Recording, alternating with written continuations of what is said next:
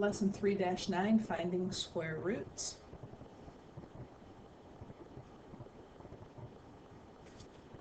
Each square root is between two integers. Name the integers. So here's the deal. Square root of 55. 55 is not a perfect square. So you have to figure out what are the perfect squares that are close to 55. So right under 55, we have 7 times 7 is 49. And then 8 times 8 is 64. So since 55 falls in between those two, then we would say that the square root of 55 is somewhere between 7 and 8.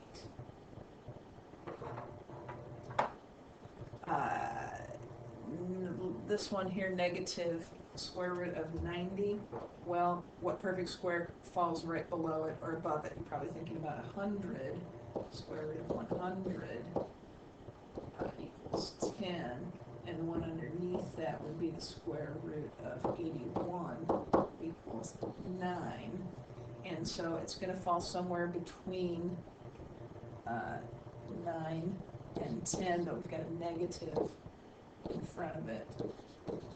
So the negative, or the opposite of the square root of 90, is going to fall somewhere between negative 9 and negative 10. So the square root of 80 is going to fall somewhere between 8 and 9.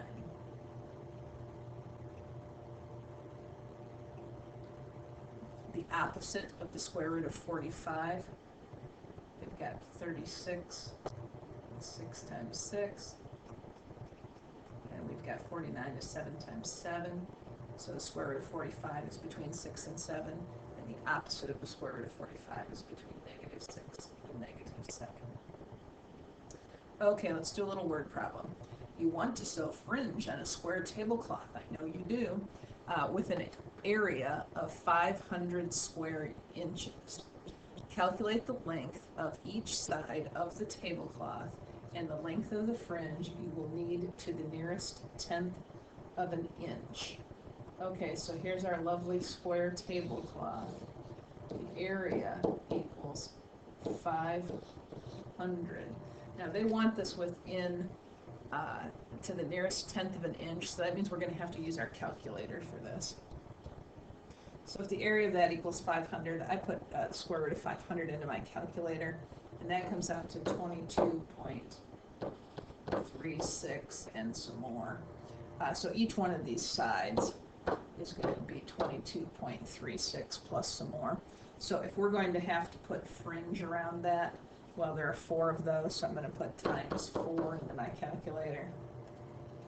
And that gives me 89.44. They want that to the nearest tenth. There's some more numbers after this, but we're going to round to the tenths place. So it's going to be 89.4 inches of fringe. This one says to use your calculator to find the square root of 200. On the TI-30XA, you're going to put in 200 and then hit the square root key, and then you're supposed to round that to the nearest tenth. So that's what your calculator tells you, and then when you round it to the nearest tenth, you get 14.1.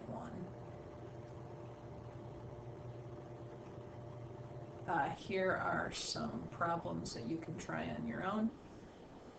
Go ahead and pause, and then turn the video back on to check your answers.